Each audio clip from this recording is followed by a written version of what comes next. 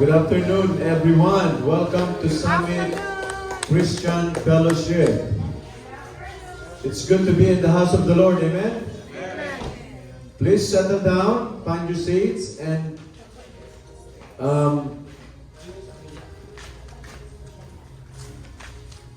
have your hearts and mind ready, because we will begin our worship service by calling Tito Phil for our call to worship. Amen. Let's all rise up. And let's do the call to worship. Sing to the Lord, all the earth, proclaim salvation day after day. Declare His glory among the nations, marvelous above all people. For great is the Lord, and most worthy of praise. He is to be feared above all gods. For all the gods of the nations are idols, but the Lord made the heavens.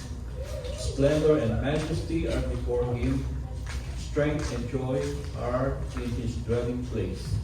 Ascribe to the Lord all the families of nations. Ascribe to the Lord glory and strength. Ascribe to the Lord the glory due His name. Bring an offering and come before Him. Let the heavens rejoice, let the earth be glad. Let them sing among the nations, the Lord reigns. Let the sea resound and all that is in it.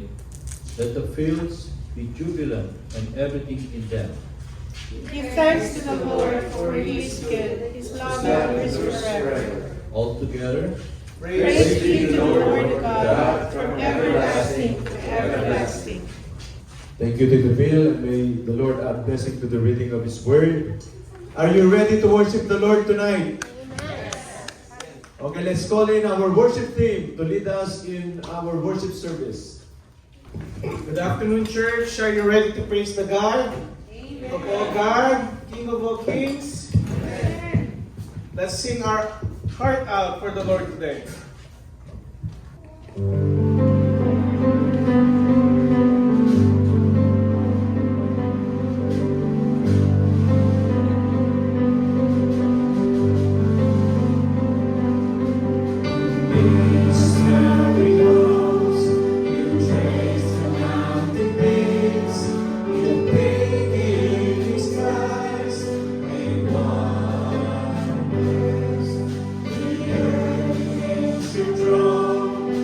From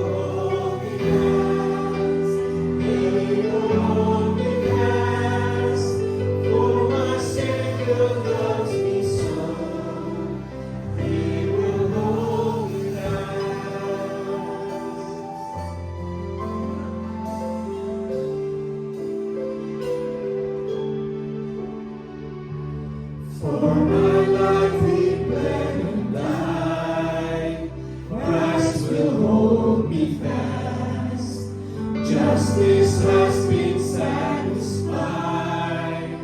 He will hold me fast. Grace is supreme in this life. He will hold me fast till our wings turn to side. When He come again, He will hold me fast. He will hold me fast. He will hold me fast. Oh, my Savior loves me so. He will hold me fast. He will hold me fast. He will hold me fast. Oh, my Savior loves me so. He will hold me fast.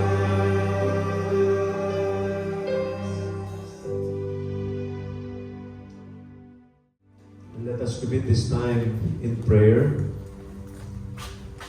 Our gracious God and Heavenly Father, the songs that we just sung, O Lord, will be centered to you, O Lord. It is our praise, O Lord. We thank you, we adore you, we praise you, we love you, O Lord. Because you are our God, you are our powerful God, and you knows everything, O Lord. You know everything from the beginning until the end, O Lord. And we just want to praise you because we have a God who is not dead but alive, O Lord. And we just want to praise you because of who you are in our lives, O Lord. Heavenly Father, we worship your throne. We worship you in your throne tonight, knowing that you are our Jehovah Jireh. You are our provider, O Lord. You are our Jehovah healer, O Lord. You heals our sickness. You heals our diseases, O Lord. And we just want to thank you, Lord, for that. Heavenly Father, we just want to thank you because we have a place of worship. We have the freedom to praise you, O Lord, in the Spirit and in truth. Father, we just want to commit to you Eli this afternoon. We learned that he had an accident, O Lord. I pray that you'd be able to heal him, O Lord. Be with him, O Lord, in this tragedy, O Lord. We know, Lord, that you are our great doctor. You are our great healer. I pray for his family, O Lord. And may you strengthen this boy, O Lord. And may you renew his strength, O Lord, until these wounds be healed, O Lord. Father in heaven, we just want to commit to you also Tatay Nards this afternoon and his family. I pray for his sickness, O Lord. I pray that you touch his physical body, O Lord, with your grace. I know, Lord, that everything that happened in our lives, you allowed it, O Lord. But we ask for healing for Tatay Nards and his family, O Lord. I also pray, Lord, this afternoon for Brother Pastor Jube. And thank you, Lord, for answering our prayers. He is out of the hospital and he is now with us. Lord, continue to give the doctor wisdom, O Lord, as he is going back to the hospital this week, O Lord. And may your Spirit be with him, O Lord, and may you completely heal him, O Lord, from this sickness. I pray, Father, that the doctor will be able to see, O Lord, what is wrong with his physical body and be able to correct it, O Lord. And be able to renew his strength and be able to go back to the things that he loved, O Lord.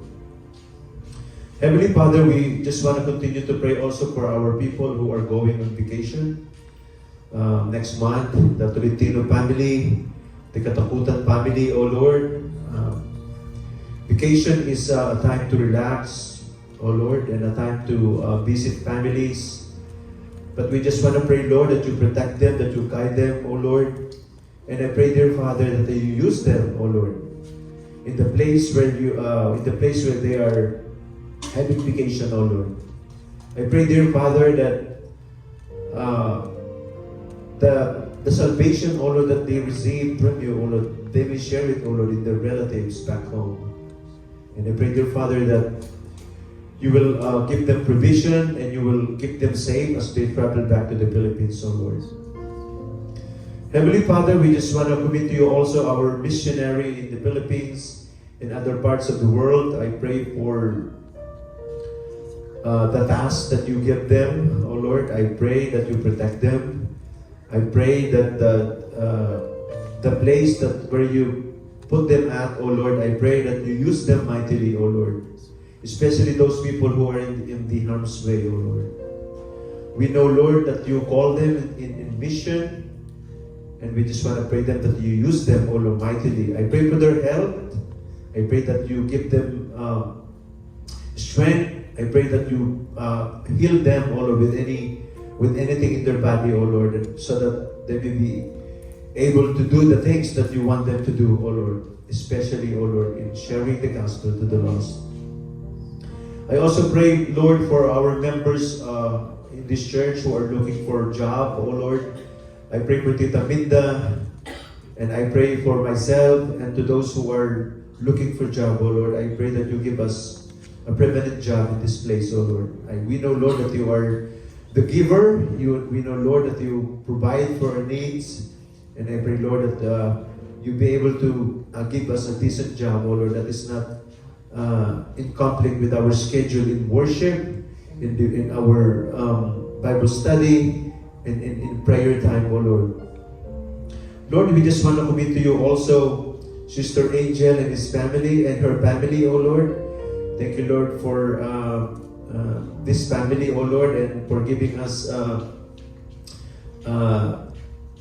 baby Aaron, O Lord. I pray that you continue to strengthen them, O Lord, spiritually and physically, O Lord. And thank you for their dedication as well in serving you in the ministry, O Lord. May you protect them. May you be able to renew everything, O Lord. And may they be abused, O Lord, in the ministry, O Lord, in this church. I pray for every single one of this in this church, O Lord, and also for those people who are not here tonight, this afternoon. I pray for heal. I pray for grace. I pray for grace, O Lord. I pray that whatever problem he has, O Lord, I pray that you meet him, O Lord, and be able to come back here in the church. Lord, we just want to thank you for everything that you have done. We thank you, Lord, for the success of our fellowship yesterday, O Lord. Thank you, Lord, that we have brothers and sisters, O Lord, that we can fellowship with, O Lord, to share our problems, to share our sadness, to share our joy, O Lord, to share our peace, O Lord.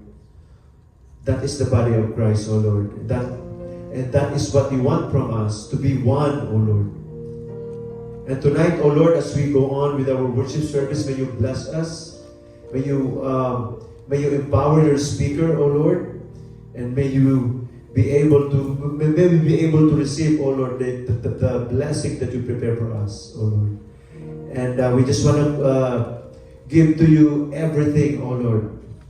Our burdens, our joy, our whatever it is, O Lord, that is bothering us, O Lord, we give it to you, O Lord. You have full control over it. And we just want to commit this, Lord, in Jesus' name. Amen and amen. And so, we'll call it Brother Neil for our scripture reading. Please rise up for the scripture reading. Our reading for today is from Acts 1 verse 8, Ephesians 3 verse 16 to 19, Matthew 28 verse 19 to 20, and Romans 8:14. That He would grant you according to the riches of His glory to be strengthened with might through His Spirit in the inner man. Christ may dwell in your hearts through faith, that you, being rooted and grounded in love, may be able to comprehend with all the saints what is the width and length and depth and height, to know the love of Christ which passes knowledge, that you may be filled with all the fullness of God. But you will receive power when the Holy Spirit has come upon you, and you will be my witnesses in Jerusalem and all Judea and Samaria and to the end of the earth. Therefore, go and make disciples of all nations, baptizing them in the name of the Father, and of the Son, and of the Holy Spirit, and teaching them to obey and everything I have commanded you. And surely I am with you always to the very end of the age. All together. for all who are led by the Spirit of God are sons of God. Blessed be the reading of this word.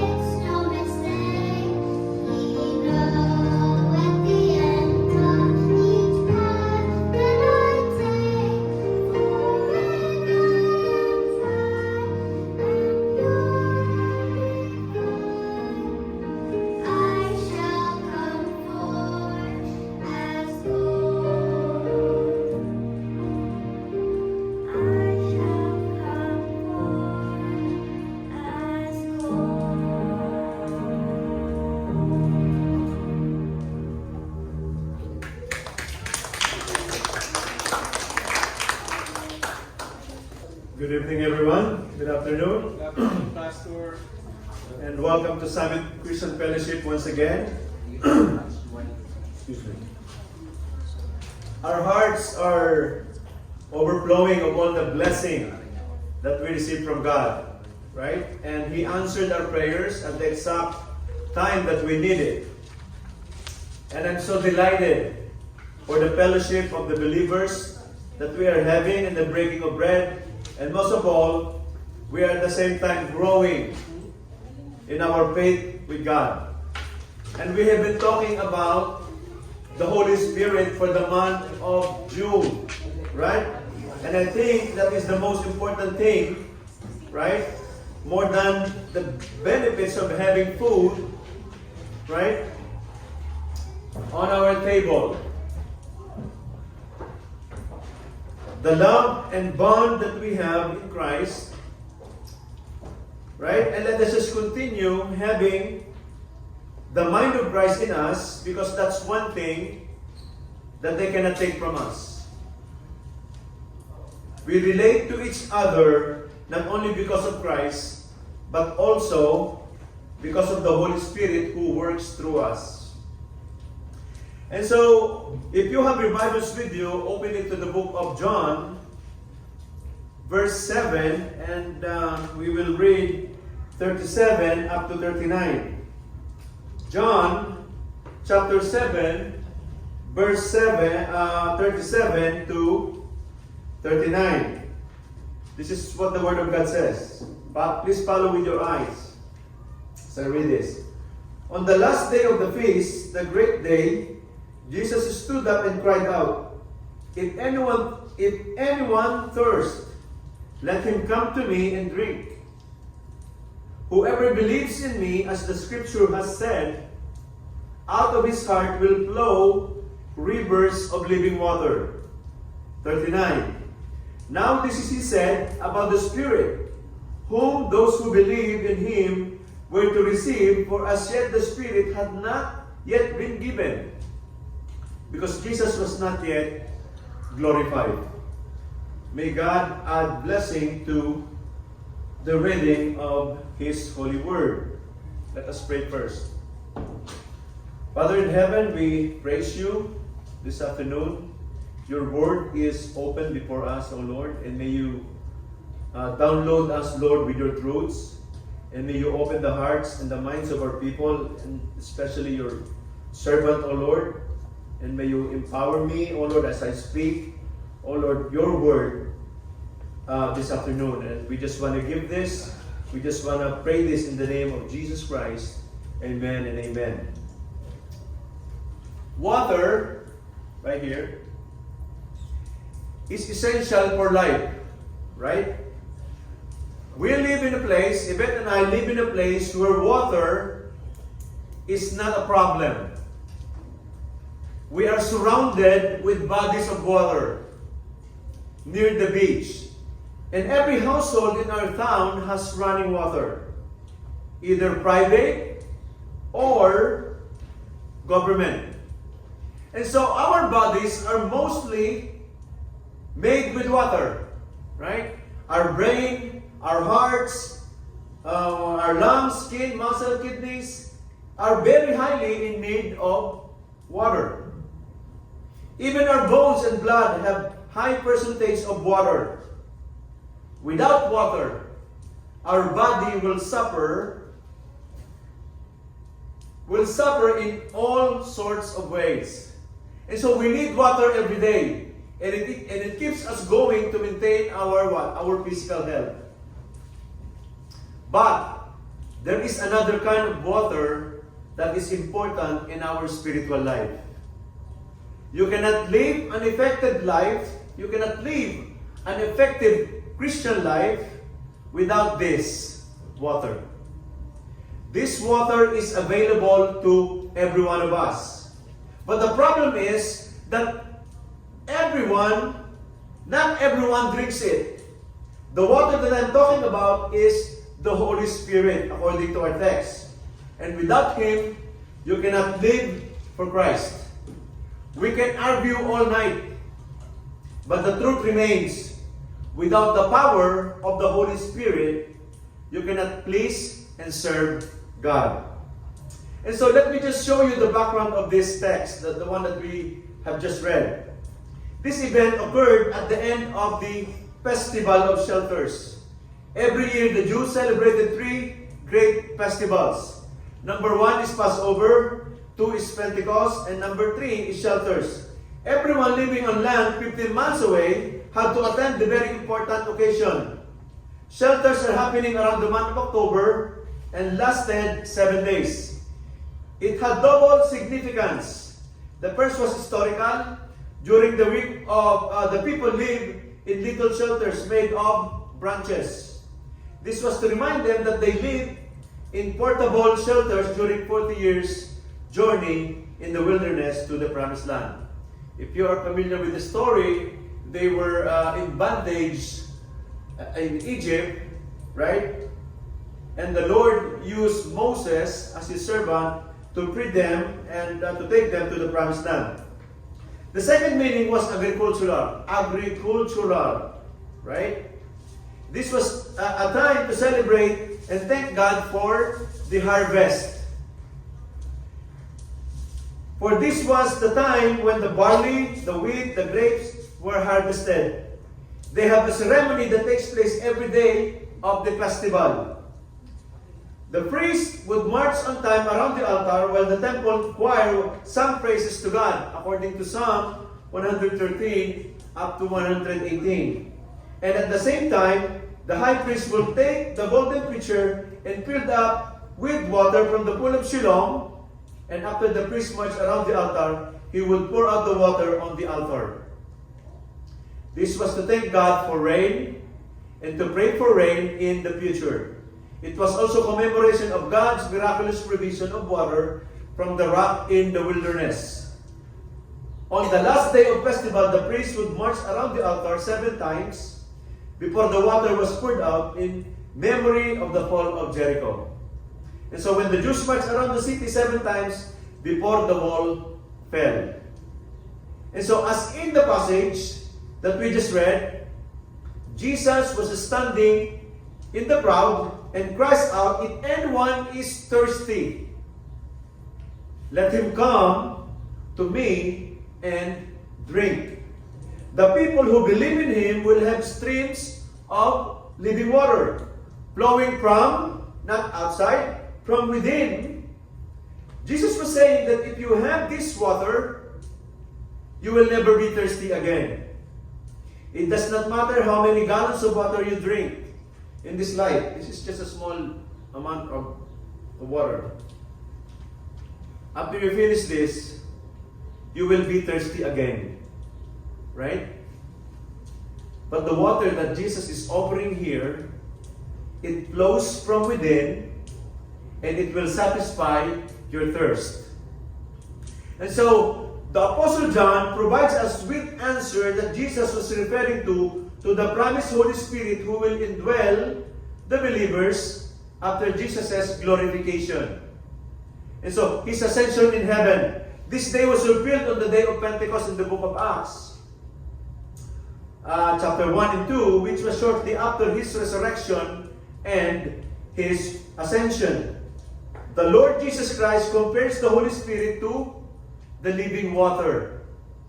And he promised the Spirit to those who believed in him. And so the title of our short message tonight is all about the Holy Spirit. All about the Holy Spirit. And there are 4 important truths in our passage about the Holy Spirit. Number 1, the first truth is the Holy Spirit is God. The Holy Spirit is God. You see, I need water. The Holy Spirit is God. It's not just a spiritual force. It's not just God's represented power on earth. The Holy Spirit is God. When Ananias and Sapphira in the book of Acts lied to the apostles on the land that they sold, without giving them the exact amount of the price, the Bible said that they don't lie on man, but on God, pertaining to the Holy Spirit in Acts chapter 5, verse 4. And we'll read that. Acts chapter 5, verse number 4. It says here in Acts chapter 5, verse 4, while it remained unsold, did it not remain your own? And after it was sold, was it not at your disposal? Why is it that you have contrived this deed in your heart? You have not lied to man, but to God. This is pertaining to the land that they sold. Right? Nagsinungaling sila. And they only give half of the price of the land. wherein they could have given what? The whole price of the Lamb. And so they both died one after the other. That is why we don't lie in the Spirit, because He is God. The Bible also teaches us that there is one God in three persons, the Father, the Son, and the Holy Spirit. And they are co-equal, co-eternal, and co-powerful. We also acknowledge that the Holy Spirit is not impersonal force, because Jesus refers to the Spirit as He. And we can see that in John 15:26, where the Word of God says, "When the Helper comes, whom I send to you from the Father, the Spirit of truth, who proceeds from the Father, He will bear witness about me." Please pay careful attention here. Notice several truths here in our verse that we just read. Number one, the Holy Spirit goes by multiple names here. He is called Helper. In the original, the word Helper means Counselor, Comforter, and Advocate. Right? In the Spirit of truth. Number two, He is sent by the Lord Jesus Christ. His ministry was about to end on earth. Jesus, He is sending the Holy Spirit to be there for us, to help us helper in our own ministry. And so we will not go alone as we proclaim the truth about Jesus. Number three, He comes from the Father. Notice they are all involved in sending the Holy Spirit. They are very much involved with each other. The Father, the Son. Number four, He testifies about Jesus. The finished work of Christ is the continuation of His work. The Spirit pointing people to Jesus Himself. So Jesus is no longer here, right? But the Spirit is at work right this very moment, pointing people to Jesus Christ. Number five, the Spirit is referred to as He, and He is a person which we can relate to. Okay? So we don't take for granted the Holy Spirit, because not only He is our helper, but He is also God. If you view Him as the same as the Father and the Son, maybe we just be more careful of His presence in our life. Right? Maybe hindi natin iti-take for granted ang Holy Spirit na nakatira sa atin. Because He is God. Number two, not only the Holy Spirit, He is God, the Holy Spirit permanently indwells the believers. And we've been talking about this. It says here, "Whoever believes in me," in verse 38, as the Scripture has said, "out of his heart will flow rivers of living water." Now this He said about the Spirit, whom those who believe in Him were to receive. For as yet the Spirit had not been given, because Jesus was not yet glorified. During this time, the Holy Spirit has not yet been given, because Jesus was still on earth. The Spirit is described as deep within believers. John was saying, if you believe in Christ and have believed already, the Spirit lives within you. And the flow of living water, or the truth that is never ends, is in us. It is unlimited. The Spirit is received by the believers. Notice that only those who receive the Spirit in Jesus' name will have it. Right? Only those who have received the Spirit in Jesus' name will have it. If you haven't done receiving Christ, the Holy Spirit is not in you right this very moment. And so, if you are a believer, then the Holy Spirit lives inside of you. That is why a believer cannot be possessed by evil spirit, because of the Holy Spirit who lives in us. Hindi pwedeng dalawa yung nakatira sa ating katawan. Kailangan isa lang. And so what the Apostle John was saying here is that those who believe in Jesus were going to receive the Spirit, for the Spirit had not yet been given, because Jesus had not been glorified. Before Christ, During the Old Testament time, before Christ, the Holy Spirit did not permanently indwells the believers, especially in the Old Testament times. When God used His servant, the prophets, He works in their life tremendously. He works in their lives tremendously. But He was not living in them, the Spirit. At times, He will come upon certain individuals to empower them for a special assignment. But He did not permanently indwell within the believers. But Jesus promised that in the future, right, in the book of Acts, like in our time today, the Holy Spirit would permanently indwell a person upon salvation. If you accepted Christ, if you accept Him as your personal Lord and Savior, the Holy Spirit will dwell in you. And so, He described the indwelling Spirit as streams of living water flowing from deep within Him. A stream is not limited, right? But unlimited. Lahat naman tayo nakakita na ng ilog or stream. Right? Dire-diretso yung agos ng tubig. It is not temporary, but ongoing until the very end. He will be with us forever. Number 3. This was had in effect after Jesus was glorified on the day of Pentecost. The special day in the history of the birth of the church, described in Acts chapter 2. Before He ascended, He instructed His followers to wait in Jerusalem for the promised Spirit. We can see that in Luke 24 verse 49. After a few days, all the believers were gathered in one place, and they were all filled with the Holy Spirit. So when the day of Pentecost arrived, they were all together in one place, and suddenly there came from heaven a sound like a mighty rushing wind, and it filled the entire house. Where they were sitting, and divided tongues as of fire appeared to them and rested on each one of them, and they were all filled with the Holy Spirit, and began to speak in other language, in other tongues, as the Spirit gave them utterance.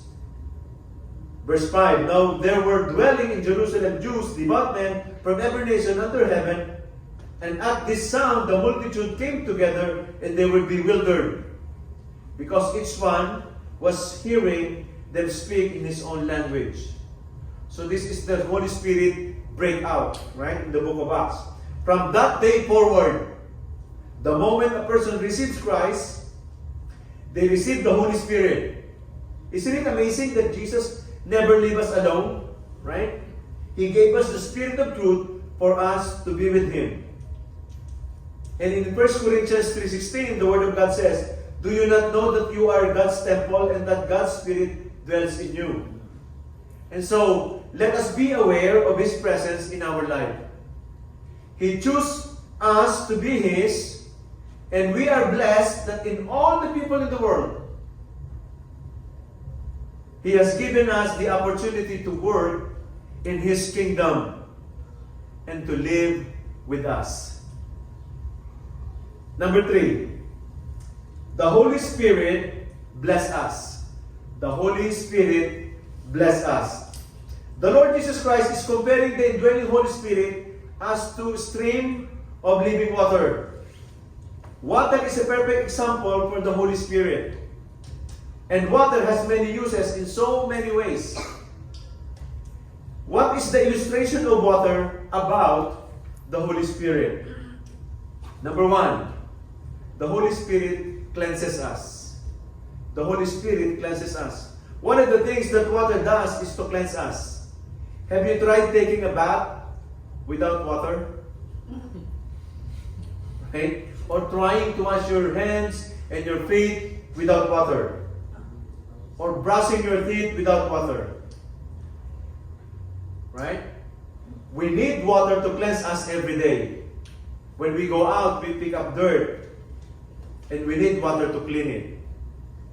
Water purifies our bodies in so many ways. In so many important ways. It regulates digestions. and breaks down unnecessary waste and flushes it out. Water also removes toxins from the body. It cleanses out the waste in kidneys, reducing the kidneys to suffer. It also cleanses our paths from arteries, reducing the patient's the risk of heart attack and stroke.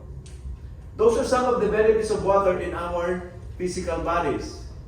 Right? We all go to the doctor, and the doctor always tells us these things. The Holy Spirit blesses us by cleansing what? Our iniquity. The same is true with our spiritual life. The Holy Spirit cleanses us with our sin.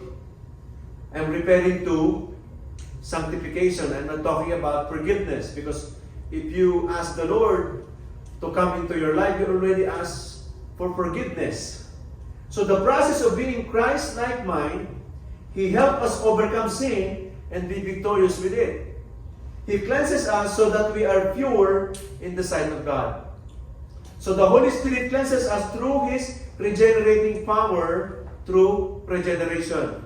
It says in Titus 3:5, He saved us not because of work done in righteousness, but according to His own mercy, by the washing of regeneration and renewal of the Holy Spirit, whom He poured out on us richly through Jesus Christ, our Savior. Not only the Holy Spirit cleanses us, when the Holy Spirit indwells us the moment of salvation, He transforms us and gives us a new heart with desires and power to follow and to please God. In Philippians 4:13, the Word of God says, For it is God who works in you, both to will and to work for His good pleasure. Through regeneration, the Holy Spirit redeems us from the power of sin and Satan, so that we don't have to live in sin, but now can walk in obedience with God. So we are no longer enslaved of sin. And there is always a provision for us if we sin against God. Right? In 1 John 1:9, it says, if we confess our sins, He is faithful and just to forgive us and to cleanse us from all, from all unrighteousness. And so the Holy Spirit cleanses us. The Holy Spirit cleanses us. Number 2, the Holy Spirit cleanses us through conviction. It cleanses us through conviction. In John 16 verse 8, and when He comes, He will convict the world concerning sin and righteousness and judgment. And so, He stops our conscience when we are in sin. Right? He will make us guilty and uncomfortable in sin. He does not let us enjoy living in sin for a minute of our life. Have you noticed, if you commit sin, you feel what? Uncomfortable? Guilty. And you feel guilty, right? I wish I could not have done that thing in my life. That's the Holy Spirit who works in us. Number 2, the Holy Spirit comforts us. Not only that He cleanses us, He also comforts us. Right? Water refreshes you. It just makes you feel better. Think about how you feel when you drink a glass of water on a hot summer day or jump in a swimming pool on a hot day. Right? Just like the weather we have right now. It refreshes us and it makes us feel good. Having not enough water can lead to all sorts of body aches and pain, including headache, back pain, joint pain, gout, and arthritis. But water helps us alleviate these pains. It makes us feel good. Dehydration can also lead us to depression. Simply drinking enough water can help you ease the anxiety and help better your mood. And so the Holy Spirit does the same thing. He makes us feel good. He comforts us. In 2 Corinthians 1:4 it says, who comforts us in all our affliction, so that we may be able to comfort those who are in any affliction with the comfort which we ourselves are comforted by God. And so sometimes God permits us to go through things in life, right? So that we could be a living testimony to others who go through the same affliction that we had gone through, right? marami na akong na-minister. I have ministered to so many people who have gone through the loss of relatives. Right? Marami na akong na-minister ng mga tao na nawala yung pamilya, and then I was able to minister to them because of what I've been through. Right? Namatay pareho yung aking parents at a very young age, so I was able to minister to those people who have the same experience. And so, some are shallow, like I said, and often it's deep. The affliction, some are shallow and often, and sometimes it's deep. But the Spirit is there to comfort us all throughout. He also encourages us when we are down, to go on living and continue fighting in life. Without the Spirit, we cannot do these things. We cannot do this on our own.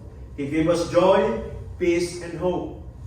He helped us emotionally when we are going through adversity in life. Number 3, the Holy Spirit changes us. Not only that He cleanses us, not only that He comforts us, the Holy Spirit changes us. Water is essential for growth. Grass cannot grow without water, so as the tree. People cannot grow without water. The Holy Spirit is important in our growth. He grows us to be more like Christ every day as we continue to yield to His power. Sanctification is the work of the Spirit in Christian life. In 1 Corinthians 6:11, it says, As such are some of you, but you were washed, you were sanctified, you were justified in the name of the Lord Jesus Christ and by the Spirit of our God. Number 4, the Holy Spirit charges us. The Holy Spirit charges us. Water energizes us humans, and doctors can attest to it. Dehydration robs our energy, and drinking water gives you strength. So the Holy Spirit strengthens us. He charges us our spiritual batteries and empowers for His service. We're effective because of the Holy Spirit. In Luke 24 verse 49, it says, And behold, I am sending the promise of my Father upon you, but stay in the city until you are clothed with power from on high. He empowers us to serve God, to be bold and strong witness, and to effectively make disciples and build His church. So He charges us, right? Kahit pagod na tayo in the ministry, the Holy Spirit continue to give us power. He continue to give us a strength to go through the ministry that He entrusted to us. Number 5, the Holy Spirit counsels us. Water has a big impact on our whole body. It prevents memory loss as we age, reducing the risk of diseases. Water improves our mental sharpness. The Holy Spirit benefits us in a similar ways by counseling us. He leads us and guides us. He teaches us the truth. He gives us wisdom and to live wisely in a way that pleases God. Jesus calls Him Counselor, to lead us in a way we should go. He teaches us and reminds us of the teaching of Jesus. Right? So sometimes we forget the verse, and the Holy Spirit reminds us of that verse. He guides to the truth and not lies. And there are many examples in the Bible. Right? Number 1 is Simeon was told by the Spirit that he would see the Messiah before his death, and then led him to the baby Jesus in the book of Luke chapter 2 verse 26. The Spirit led Jesus to go in the wilderness to be tempted, Mark 1:10, and the Holy Spirit compelled Paul to go to Jerusalem in Acts 20:23. Chapter 20 verse 23. And these are the blessings of the Holy Spirit. He cleanses us, He comforts us, He changes us, He counsels us, and He charges us. We don't do anything unfamiliar with regards to the work of the Holy Spirit. If we are filled with the Spirit, it was God. And we don't find anything extra, just like what we see in other churches, right? Kailangan mo pang matumba, kailangan mo pang mangisay, kailangan mo pang magsalita ng kahit ano, just to filled by the Holy Spirit. Right? We don't do that. If you are filled by the Spirit, it is from God. And God can use you tremendously. Number 4 of our text, the Holy Spirit's blessing that we can enjoy. The Holy Spirit's blessing that we can enjoy. By now, we know that water can benefit us in so many ways. But to make it work, we need to drink it, right? The Holy Spirit can work in us if we relate to Him. This is meaningless if we don't drink it, right?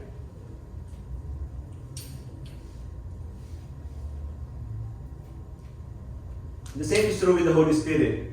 The Holy Spirit can work in a person's life if he or she welcomes Him in his life through salvation in Jesus Christ. You must be saved first. The Holy Spirit is only given to those born-again Christians, right? You must repent of your sin and believe the gospel, and Jesus will give you the Holy Spirit. If you have not done that, please receive Him as your personal Lord and Savior. The Holy Spirit can work if you surrender your life to Jesus in total obedience to receive its power. Not only for salvation, but also surrender with its power. You must be filled with the Spirit. We know this already, right? We need to be filled every day by the Spirit so that He can use us effectively. It is possible that we have the Holy Spirit in our life, but we don't have its power because we are not fully surrendered to Him. Total surrender is the key, right? Just like in social media today, PM is the key, right? In the spiritual realm, total surrender is the key. Give Him total control of your life. The Spirit may be resident in your life, but not the leader of your life. You may possess Him, but not fully possess you. Right? You will only realize His fullness if you are fully surrendered with the power of the Holy Spirit. You must ask God to fill you with His presence every day. The filling of the Holy Spirit. Make no mistake, the Holy Spirit only dwells in you once, the moment of salvation. But the filling of the Holy Spirit is every day. You have to be filled by the Holy Spirit. And one way to be filled with the Holy Spirit is what? To avoid sin, so that the Holy Spirit can work in us freely. Because sin hinders us from doing the work of the Holy Spirit. Church, I do not know of a person that does not drink water. At wala akong alam na tao na hindi umiinom ng tubig. I have co-worker before who don't drink water but soda all the time. Right? Meron akong katrabaho before na hindi siya umiinom ng tubig at laging soda. And she got sick. We will get sick if we continue in that direction. Our body is 75% water. And we need to drink water as much as we can. An average person needs to drink water close to 3 liters a day. A day. Interestingly, most people are dehydrated. And they walk around life always thirsty. I believe that many believers are spiritually dehydrated because they are living without the power of the Holy Spirit. Let me repeat that. I believe that many believers today are spiritually dehydrated because they are living without the power of the Holy Spirit. The Holy Spirit dwells in them, but they are powerless. Right? This is why many believers look like unbelievers. Right? Church, we need the power of the Holy Spirit, and His power is available to all of us. It is always available to all of us. We must fully surrender to His power and ask God to fill us once again. Right? To be filled by the Spirit so that we can serve Him and glorify Him and grow in Him and enjoy Him every day as we walk with Him. Right? So it's all about the Holy Spirit. It's all about the Holy Spirit. It's not us, it's all about Him. Gamitin natin yung Holy Spirit as we walk with Him daily. As we go to work, as we are in our family, in church, right? Every day of our life, it's all about the Holy Spirit. And so I hope that the topic of the Holy Spirit for the whole month will help us, right? To do the purpose or purposes of God in our life. Right? Ang pagtawag sa atin ng Panginoon ay hindi pare-parehas. Right? Maybe God is calling you in a different way. God is wants you to minister in a different way. Like us, Pastor Job and I, God called us to be a pastor. Right? Ministering to people. Maybe you have a different calling, maybe you have a different gift. But please remember this. It's all about the Holy Spirit. It's all about the Holy Spirit. Let us pray.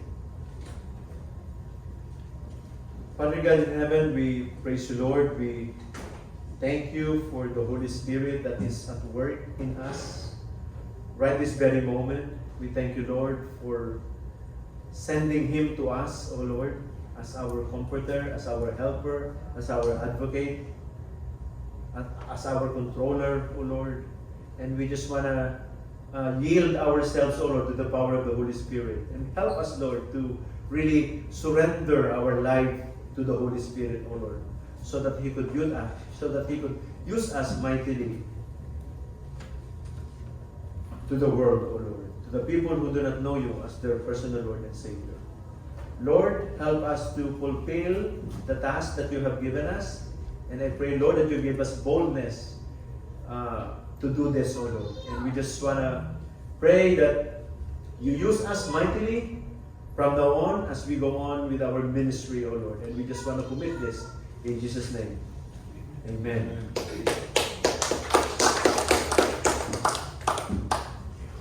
Okay, before we give the time, we have a testimony from our newly baptized believers, si Otom and Rosel.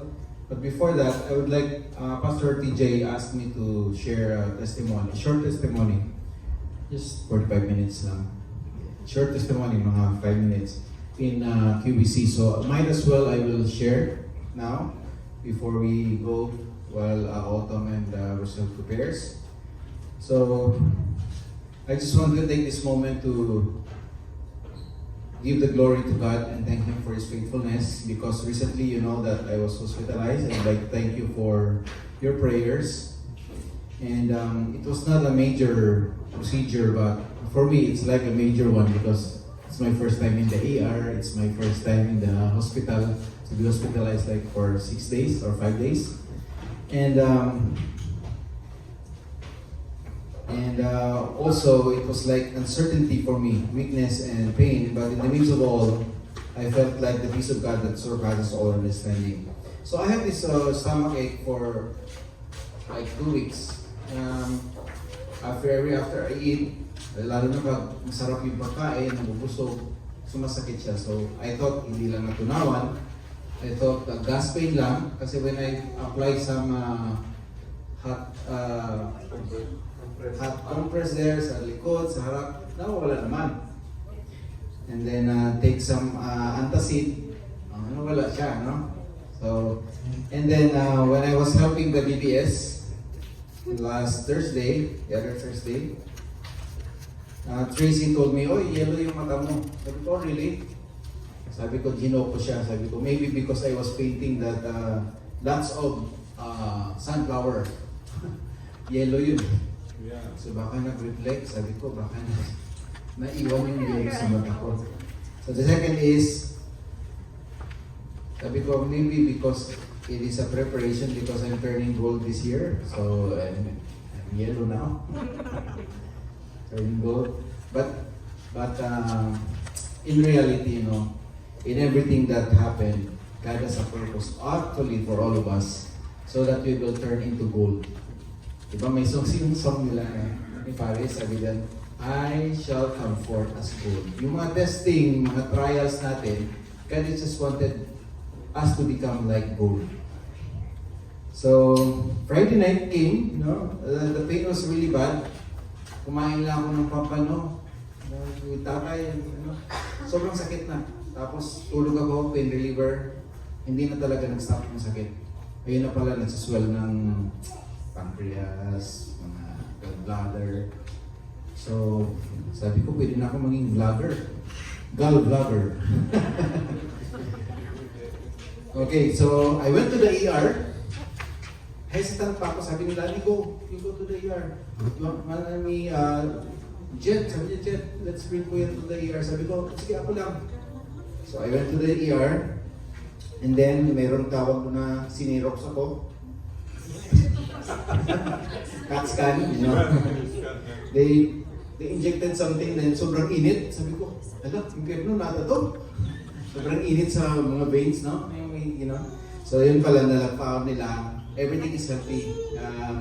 Liver, kasi sabi nila, may problem ka sa liver. Maybe kidney, ganun na yung nurse. Clear naman, meron na nakita na gallbladder stones. And then sabi nila, doon sa passage ng bile duct, kaya ka nag-yellow because wala nang nag-block na yung pumunta na sa bloodstream mo yung yellow. So, tawag doon si jaundice. Sabi ko, hindi ko kilala si jaundice na yun. So, I was in pain. And then, I thought it was like normal. I was injected morphine. Sa iba, parang, bakit morphine na? Anong nangyari sa ito? Mamamatay. So, Ate Yvette was crying because morphine na eh. Parang bang final na ba?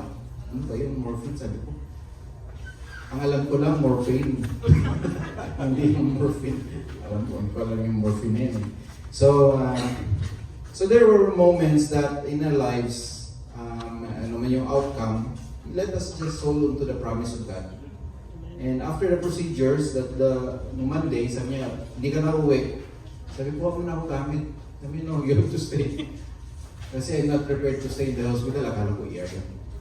So after the procedure, Monday, so that's why may baptism tayo Saturday. I was excited, you know. Isa yun sa mga event na talagang nilo-look forward natin. Thursday, Pastor TJ helped me fill up the baptistry already. So everything is prepared. And then, buti na lang prepared din kayong lahat. And so, stay ako doon Sunday, Friday night, Saturday, then Sunday, and then Monday procedure na. After the procedure, long story short, sabi ng doktor, sabi niya, it took us 30 minutes to finish the, hindi na ako hiniwa. It was not cut. It's just shortcut. Dito sa bibig na minaan. Para daw walang sugat. Sabi niya, ang in-address namin is yung nag-block na stone. May nag-block na stone doon sa passage eh. So sa passage. Then he said, when we went there, pumunta yung doktor. So when we went there, the stone is gone. Sabi niya, it's a miracle indeed. Sabi niya, oh really? Kasi it was, then nagkuha sila ng mga samples kasi akala nila mayroong, anong tawag doon, kaya namaga, baka cancerous or something. And it was benign. Sabi ko, buti nila, hindi umabot ng 10, 9 lang. Hanggang 9 lang yan. Hindi na 10 or 11, grabe na siguro na, no? Also, Monday, my phone got lost, so that's why na-stop yung... God is telling me, stop, relax lang. Pero hindi ako nakarelax. Gusto mo yung phone ko. Gusto ko mag-update pero hindi ako maka-update dahil Facebook ko wala din. So, but the procedure was a success. Sabi ko nga nung stone, sabi ko, because of our prayer, you know, it's a miracle, someone rolled the stone away. Parang yung sa resurrection. Okay, so it was a success. So, gusto ko lang ibasahin tong verse na nag-struck sa akin. Habakkuk 3:17 to 18. He reminded us that about praising the Lord in the midst of unwanted. This is unwanted situation. Nobody will like it, no? It says there, though the fig tree, do you know what is fig tree? Yeah, basta tree siya. May bunga na fig. Though the fig tree does not bud or namumunga, and the grapes has no wines, there's no grape in the vine, though the olive crop fails, and the fields produce no food. Parang nag-fail na lahat, di ba? Though there are no sheep in the pen, and no cattle in the stalls. So parang God blocked everything for you, the blessing. Though wala lahat yun. Sabi dito is, in Habakkuk, yet I will rejoice in the Lord, I will be joyful in the God of my Savior. So, ang reminder lang dito is, even if everything fails, God remains worthy to be praised. Amen. God is worthy to be praised. I will rejoice in the Lord and be joyful in God my Savior. So sabi ko nga dati, nag-preach ako dati about good news or bad news, only God knows because He is in control. Now, we'll give the time to, thank you so much sa inyong prayer talaga, no? Praise God. So, we'll just continue to pray also for our brethren that are sick, and every time na mag-post na may prayer, just feel free to post prayer concerns doon sa ating Summit Fellowship, Summit Christian Fellowship, GC, and everyone will pray. Of course, it's not because of our prayer that it is that changes everything, but it is the will of the Lord pa rin. But we are hoping that His will be done. No? That we are hoping for best, but even if everything fails, let us worship pa rin the Lord. Now, we'll give the time for our testimony sa ating dalawang candidate, hindi na candidate eh, na-baptized na, nanalo na, declared na. Okay, so, first, sino ba mauna? Si Autumn. Autumn, let's call on Autumn. Yeah.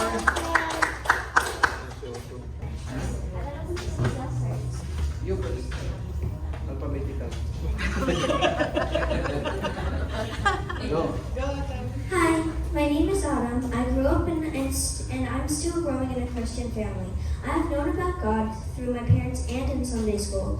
I have decided to receive Jesus as my personal Savior and Lord last year, 2024. Then I heard about baptism 6 months ago and asked my parents if I could be baptized. But they told me to wait and pray for the right time. And finally, Pastor Jupiter and Pastor Cyrus asked who wanted to be baptized. So here I am standing and grateful that I was baptized on June 21st, 2025, 8 days ago. Thank you, Lord Jesus, and God to be the glory.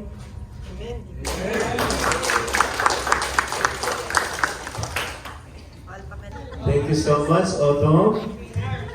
And our next, hindi na candidate.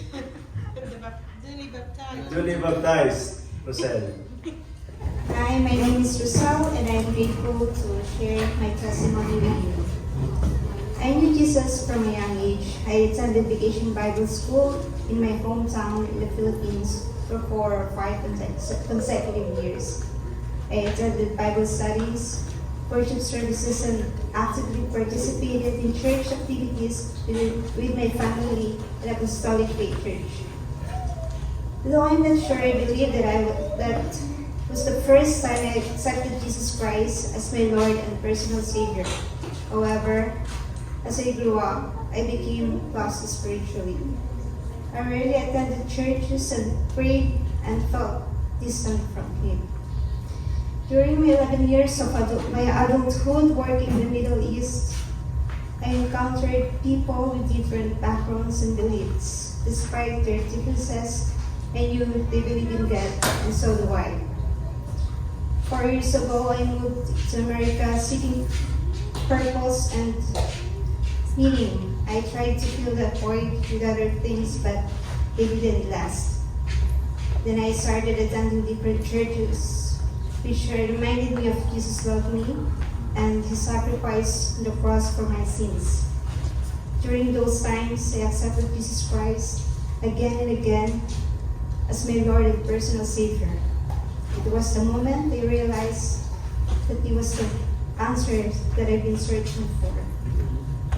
A week ago, on June 21st, 2025 at 10 a.m., Queen's Bible Church, I participated in a baptismal seminar conducted by Pastor Jupiter, and I decided to get water baptized, officiated by Pastor Cyrus, as a public declaration of my faith, the symbol of my new life and commitment to follow Him. And I'm excited with my spiritual journey with the Lord. Praise be to God. Yep. Yeah, we have prepared here. Okay, not yet. I will call you. Okay. We have prepared here a certificate of water baptism. And hindi ko nababasahin dito. Nandito yung covenant yan. Kumikinan-kinan pa yan, no? Oh my God, yan, ha? So, may covenant yan about, what's your obligation as a believer in Christ, no? What to do, no?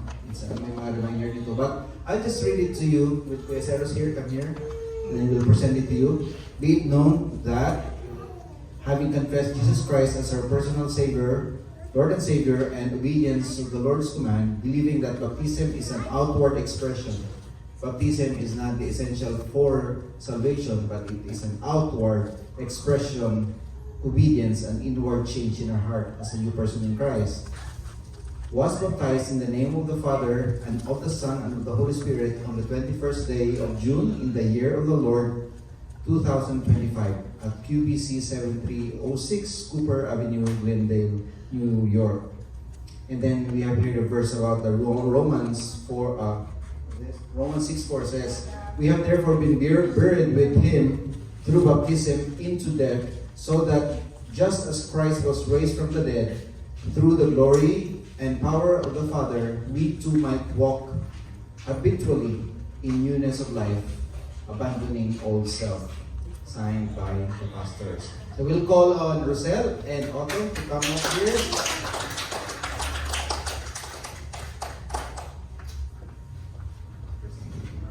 This is for Autumn.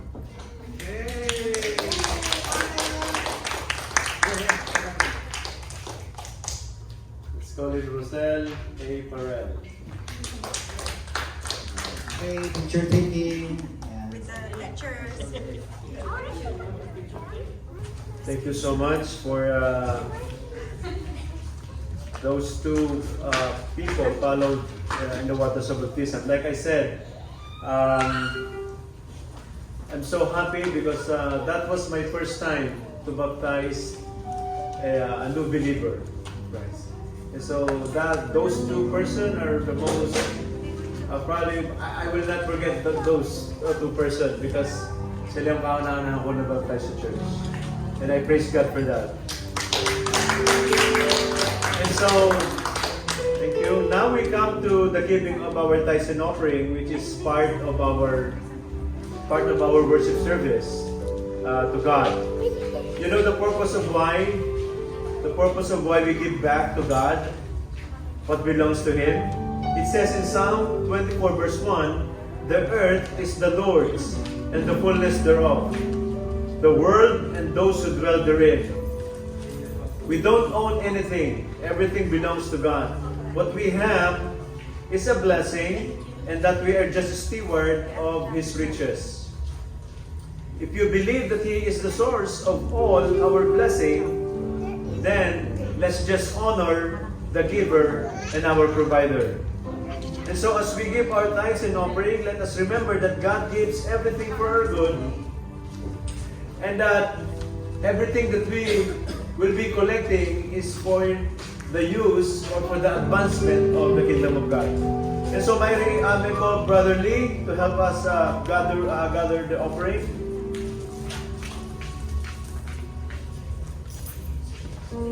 Sisi.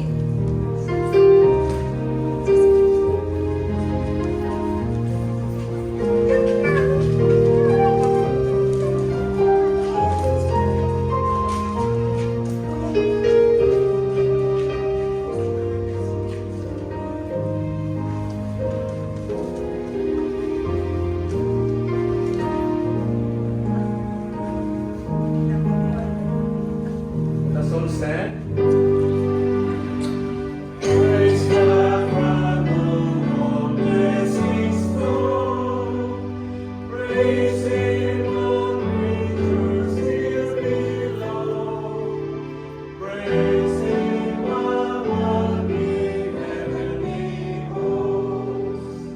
Praise Father, Son, and Holy Ghost.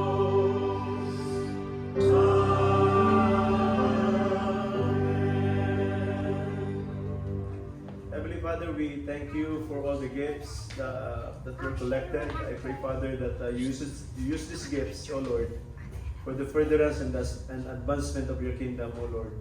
Thank you for providing our needs, and we just want to praise you, Lord, for all the blessings that you shower upon us. And we just want to give all the praise and the glory to you in Jesus' name. Amen. Let us remain standing as we call in our praise team for our closing song.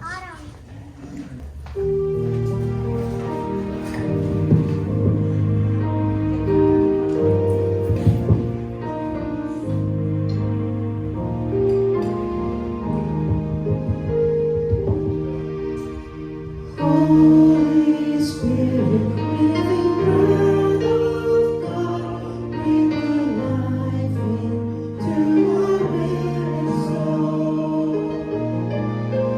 Bring the presence of the risen Lord to renew my heart and make me whole. Yes, your word will come alive in me. Give me faith for what I cannot see. Give me passion for your beauty. Holy Spirit, breathe new life in me.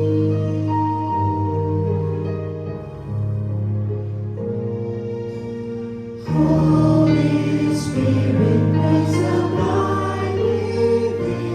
May your joy be seen in all I do. Love enough to cover every sin, in each one everything and attitude. Kindness to the greatest enemies, gentleness that soaks the blood of peace. Turn my strivings into words of praise, clear and blood, show Christ in all I do.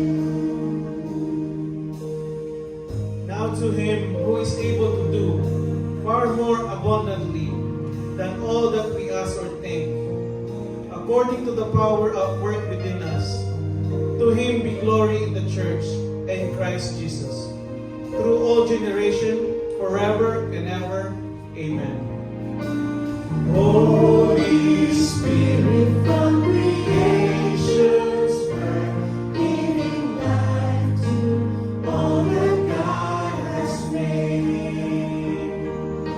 Show your power once again on earth, cause your church to hunger for your ways. Let the fragrance of our praise arise.